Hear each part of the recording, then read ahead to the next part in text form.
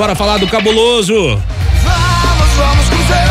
Rafa Nobre, conta pra mim, Xará, qual o seu destaque inicial nesse primeiro bloco da Raposa? Fala, Xará, boa tarde pra você, pra Dir, Lelhão, Seabra, o Samuca também aqui no Tempo Esportes.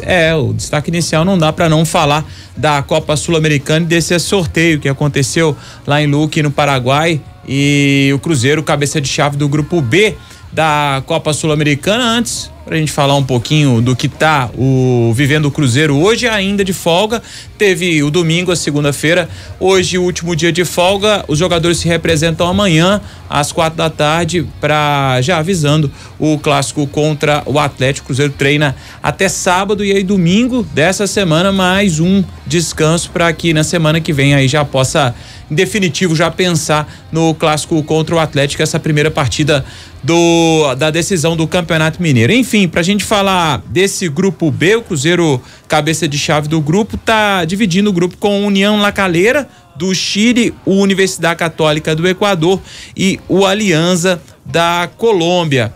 Enfim, os jogos contra times que o Cruzeiro ainda não enfrentou, né? Então a gente já tem uma ideia, a Conmebol deve divulgar ainda hoje, acredito, a tabela dos jogos, e aí a gente tem uma previsão aqui das datas que devem acontecer esses jogos.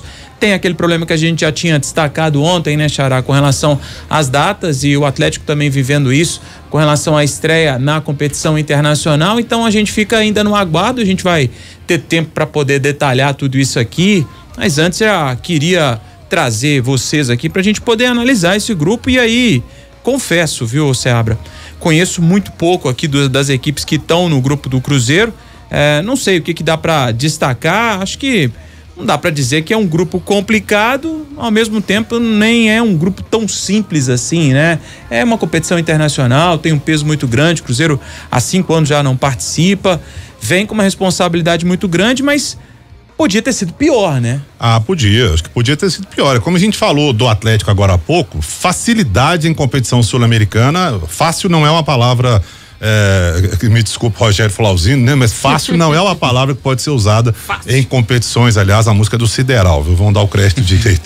Mas não é uma palavra que possa ser utilizada nas competições sul-americanas, mas acessível. Eu acho que é um grupo acessível. O Cruzeiro vai ter problema de logística e de altitude, né? Logística para pegar o La Calera. Aliás, o La Calera jogou contra o Atlético na Sul-Americana de 2019, né? O Atlético perdeu por 1-0 lá, ganhou por 1-0 aqui e se classificou nos pênaltis. Agora, vai pegar um time, por exemplo, o time da Colômbia, né? Que a gente pouco conhece, que o Alianza da Colômbia, muita gente pensando que era o Alianza Lima, não, é o Alianza da Colômbia. Esse time, a cidade que ele joga, eu tava até pesquisando isso aqui, chama Valledupar, que é uma cidade quase que litorânea. Ela tá a uma distância de 860 quilômetros de Bogotá. Então, ou seja, vai ter que chegar em Bogotá e vai ter que, provavelmente, eu não sei como é que vai ser essa logística aí, mas eu acho que é mais ou menos por aí. E tem a questão da altitude de Quito, né? Contra a Universidade Católica, que também não é aquela, né? Aliás, cheio de genérico na Sul-Americana. Essa Católica do Equador joga em Quito, a altitude de 2.800 e tanto, então aí é mais complicado, né? Acho que é um problema maior. E tem o La Calera também a gente falou que eu falei que ele jogou contra o Atlético, mas é um lugar, vocês falaram no Barba, né? É um lugar complicado de chegar, né? O estádio dele é no meio do deserto e não tem voo direto. É mais perto você ir de Valparaíso pra lá de carro. Só que aí tem que ver uma outra questão, Seabra, porque na época que o Atlético enfrentou La Calera, era época, acho que de pandemia, se eu não tô enganado. 2019. E não tinha, aliás, quando enfrentou o Flamengo, desculpa, porque eles pegaram o Flamengo, acho que na Libertadores, não tinha público, então eles puderam mandar o jogo na casa deles. Agora, se a Conmebol determinar mínimo de 10 mil pessoas de capacidade no estádio, talvez eles tenham que jogar em outro estádio. Então ainda tem que ver essa questão. Mas gramado sintético também não é problema, né? Tem gramado sintético agora na Toca, né? Mas segundo o que eu andei olhando por aí, o gramado sintético deles lá não é esse gramadinho bacaninha do Engenhão, do Palmeiras lá, que tá todo mundo reclamando, inclusive, não. É um cadinho pior. Ô Lely, o chileno ainda falou no programa mais cedo, né? No Barba, que esse Alianza da Colômbia, ele tinha um outro nome, outras cores, mudou tudo de um mês pra cá, né? Petroleira. Aliança Petroleira e agora é Aliança Futebol Club. Isso. Então, bom, de qualquer maneira, só para chegar lá já vai ser difícil, né? Jogar na Colômbia sempre é complicado. Se você joga em Bogotá, joga na altitude. Eu não sei nessa cidade, mas a 800 quilômetros de Bogotá é uma logística difícil, mas como o próprio chileno explicou, né? O adversário mais duro do grupo deverá ser a Universidade Católica do Equador. Vai jogar em Quito, vai jogar na altitude e me parece ser um time mais bem organizado, né? Verdade. Bom, Samuel já está conectado conosco, Samuel que esteve na cobertura do sorteio em loco, em Luque, no Paraguai. Samuca, ficou contento? Tá bom o grupo do Cruzeiro? Tivemos grupos piores? Traz sua análise pra gente, um abraço. Fala aí, Rafa, boa tarde para quem nos acompanha aqui em O Tempo Esportes. Acho que o Fortaleza é que vai sofrer bem, né? Talvez aí o grupo mais difícil dos brasileiros.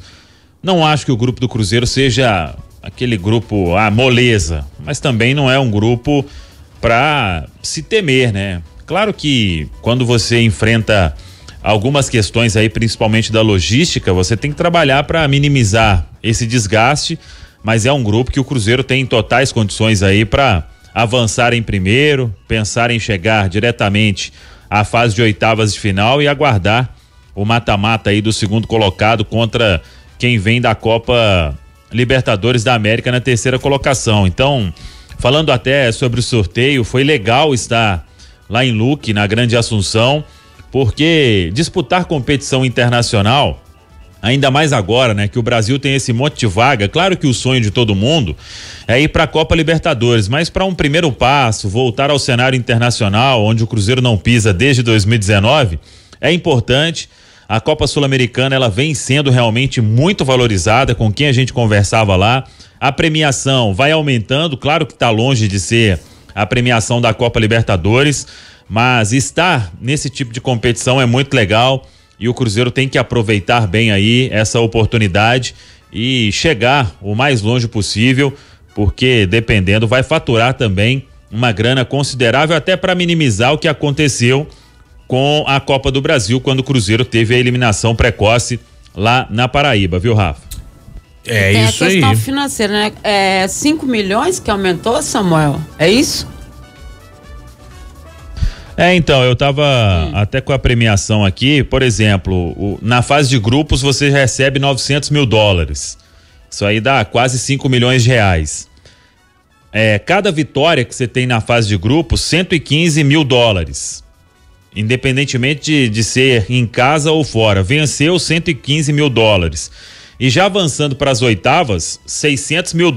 Então tem uma premiação aí importante. Só nessa fase de grupos e avançando para as oitavas de final já supera bem aí o que o Cruzeiro ganharia chegando, por exemplo, em uma fase de oitavas de final da Copa do Brasil. Pessoal, tô interrompendo esse vídeo para te lembrar de se inscrever no canal de O Tempo Esportes. É só clicar no card que tá aqui na tela, beleza? Mas acaba que vai ter uma grana compensando a ausência da outra. O cenário ideal seria, obviamente, o Cruzeiro ter passado a primeira fase da Copa do Brasil, né, Edmara? Mas eu acho que ontem o presidente da Sul-Americana, ele falou, acho que é uma média de 5 milhões que aumentou em cada, na Libertadores e na Sul-Americana, e independentemente do que eles ganharem ao longo da competição, ou seja, são competições milionárias, né? Então, assim, e eu acho a maior dificuldade, seja na Libertadores ou seja na Sul-Americana, é o desconhecimento do adversário. Na Sul-Americana, muito mais ainda. Você pega ali times ali, você olha e fala que, meu Deus, de onde saiu, né? Eu acho esse desconhecimento é terrível. Lógico que os clubes vão pesquisar, lógico que vão, mas é diferente você conhecer como joga, qual é a história, o que faz, não sei o que. Isso eu acho que é o grande complicador. Boa. Ô Xará, agora pra gente poder, nós falamos aqui de logística e tem inclusive no nosso portal O Tempo Esportes, a página do Cruzeiro, já um detalhe mais detalhado, uma matéria mais detalhada apontando toda essa logística que envolve o Cruzeiro dentro da Sul-Americana. Na estreia, como para alguns, assim como para o chileno também, a partida mais difícil do Cruzeiro, Universidade Católica, na primeira rodada, Esse jogo deve acontecer na semana, no dia 3 de abril, e aí o Cruzeiro vai enfrentar a Universidade Católica entre a ida e a volta da decisão do Campeonato Estadual, o jogo contra o Atlético no Mineirão, e a delegação do Cruzeiro vai precisar viajar até Quito. A cidade fica 4.300 quilômetros de BH. O Estádio Olímpico Atahualpa, altitude da capital de Quito, mais de 2.800 metros. É isso só pra gente ter uma noção, uma ideia. Já na segunda rodada no Alianza, o Cruzeiro joga no Mineirão. Na semana seguinte, o Cruzeiro faz a estreia no Campeonato Brasileiro contra o Botafogo, e aí da semana do dia 10 de abril. União La Calera, na terceira rodada da Copa Sul-Americana, vai acontecer já no finalzinho de abril, na semana do dia 24, depois de receber o Alianza. Então o Cruzeiro vai enfrentar o União La Calera para visitar em Santiago, a capital do Chile, aproximadamente 3.000 quilômetros de BH. Vai acontecer entre o clássico contra o Atlético, já na terceira rodada do Campeonato Brasileiro, e também o jogo contra o Internacional. Esse jogo vai acontecer no Mineirão. E aí o Cruzeiro vai jogar, provavelmente, né? Pelo menos o União La Calera manda os jogos no estádio Nicolás Chachauan-Nazar, lá no Chile. Como o Seabra destacou, é um estádio com grama sintética, só que aí tem um detalhe também que envolve regulamento, né, Samuca? Com relação à capacidade mínima do estádio, a Conmebol exige também, né? Sim, 10.000 torcedores, tanto que há 2 anos o Santos estava no grupo com o União La Calera e o jogo foi em Vinha del Mar, no estádio do Everton, que tem capacidade para 23.000 torcedores. Vinha del Mar tá ali pertinho de onde joga o La Calera, na região de Valparaíso. Então isso pode acontecer realmente. O Rafa foi muito feliz aí quando ele disse que o Flamengo jogou nesse campo, mas era questão de pandemia, né? Então tava sem público e aí o La Calera mandou o jogo lá. Vamos ver, a tabela tá para sair ainda hoje e a Conmebol vai confirmar tudo isso, e aí preparar essa questão da logística. Eu tô aguardando essa tabela aí com o que vai acontecer com o segundo jogo da final do Mineiro. Estádio de Vinha del Mar é o Salsalito, né? Salsalito, isso. Onde o Brasil jogou, inclusive, isso. a Copa de 62. Né? É isso aí. Então, só pra gente... O Olímpico também. Mesmo? Vazou para os Jogos Olímpicos de Atenas e dançou, né? Só pra gente encerrar aqui então, aí tem toda essa questão, e esse estádio que o União La Calera usa para mandar seus jogos tem capacidade para 9.000 torcedores, então fica essa questão com relação à liberação ou não para essa partida. E aí já o jogo de volta contra o Alianza, já na semana do dia 8 de maio, último jogo, né, praticamente do Cruzeiro, último jogo fora de casa do Cruzeiro, já na semana do dia 8, viagem para a cidade que tem aeroporto, Barranca Bermeja, que fica a cerca de mais de 4.400 quilômetros de BH. Então, mais uma viagem longa aí. O Cruzeiro ainda nesse confronto contra o Atlético Goianiense dentro do Campeonato Brasileiro, e aí encerra com 2 jogos, União La Calera e Universidade Católica, 2 jogos dentro do Mineirão, dias 15 de maio e possível data dia 25 de maio, encerrando essa primeira fase da Copa Sul-Americana. Bom pra ficar atento às milhas no cartão de crédito aí com essa quantidade de viagens, né? Mas em termos de deslocamento, de novo, o Equador acaba que vai ser, né, o mais complicado aí pro Cruzeiro, né? Não sei a questão da Colômbia, como é que vai ser também esse deslocamento em terra, né? Porque vai chegar em Bogotá ou vai chegar lá próximo, não sei. Mas é isso, né? A competição complicada. O Samuel falou sobre o grupo D. O Cruzeiro não poderia ter caído nesse grupo porque era cabeça de chave também, né? Mas o grupo tem Boca Juniors, o Fortaleza, o Nacional Potosí, lá na altura, né? De Potosí, e o Sportivo Trinidense do Paraguai, que eu acho que vai ser aí não sei, o saco de pancada do grupo, mas no Fortaleza, Boca Juniors e Nacional Potosí. O grupo A não tem brasileiros, mas tem o Defensa e Justiça, que é um time que tem se destacado no cenário continental, né? Não é à toa que foi campeão recentemente da Sul-Americana e também da Recopa, né, Lélio? Em cima do Palmeiras, correto? Correto. Defensa e Justiça aí não é fácil, não. Aliás, time equatoriano aí, nas últimas 5, ganhou 3, né? Bom já ficar esperto com eles também. Abram os olhos. A América jogou contra Defensa e Justiça também. Foi, ano passado? Foi ano passado pela Sul-Americana. No mesmo grupo do Penharol. América, Milionários, Penharol e Defensa e Justiça. Isso, exatamente. Era o grupo do ano passado. Bom, daqui a pouquinho a gente vai destrinchar os grupos aqui, todos os outros grupos da Copa Sul-Americana. Mas, velho, essa do Fortaleza ter caído no grupo do Boca Juniors e com essa altitude de mais de 4.000 metros para enfrentar o Nacional de Potosí, realmente é rabo de foguete aí pro Fortaleza, que na boa, né, Fortaleza? Tava com a faca e o queijo na mão para conquistar a Sul-Americana ano passado. Só uma informação que o Samuel passou pra gente aqui, lá em, né, Samuel, lá em Valledupar, a Colômbia, tem aeroporto, né? Então pode ser que amenize um pouco aí a situação. Sim. Tem voo da Avianca aí de Bogotá pra lá, eu acho. Ou seja, tem que fazer a escala em Bogotá, até chegar em Bogotá vai ter que fazer outra escala provavelmente, mas chegar em Bogotá e de lá sim subir pra... Na verdade a gente vai ter que pensar... Ou fretar, né? Ou fretar. Exatamente, que eu acho que é o que deve acontecer na maioria desses jogos. É só quando não tiver como mesmo, como a gente já citou no caso do Atlético. E enquanto a gente está aqui pensando, né, a gente vai ter que ter a ideia jogo a jogo, né? Porque depende de muitas situações. A ida, a logística, quem vai estar, quem não tem condição, como é que é. E esse desconhecimento, ele faz com que até o próprio treinador tenha dificuldade de saber com quem ele realmente deve contar. Porque essa questão física, né, a questão da viagem, a questão da altitude, esse tipo de situação, normalmente ela é definida em relação ao adversário e a como você se comporta em determinados países, né, enfim.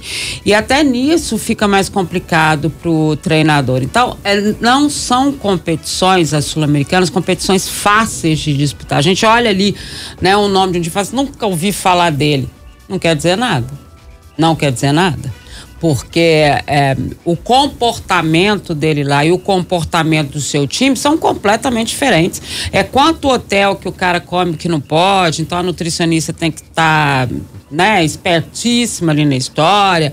Quanto recente de água, né, na altitude da questão da respiração, do seu organismo. Então, é uma série de circunstâncias que envolve esses jogos. Uhum. Então, não adianta a gente olhar ali e falar assim, esse time aqui não sei não. Não sei. Não é só o dentro de campo, né? Não é, e não é mesmo. Toda a preparação. O Gender Alessandro tá participando com a gente aqui, tá falando sobre a Raposa, obrigado pela sua participação.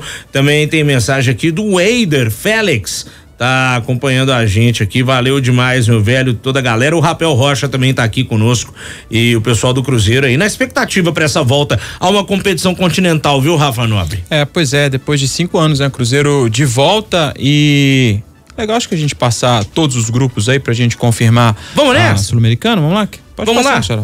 Vai contigo. Grupo A, a gente já falou, Defensa e Justiça é o cabeça de chave com o Independiente Medellín, que é time tradicional, tá? César Vallejo, que tem sempre figurado aí nessas competições sul-americanas também, e o Always Ready, que o Samuel estava temendo ontem, 4.000, lavar burdoada de la altura lá em El Alto. O Cruzeiro se livrou de pegar esse adversário. O grupo do Cruzeiro a gente já falou.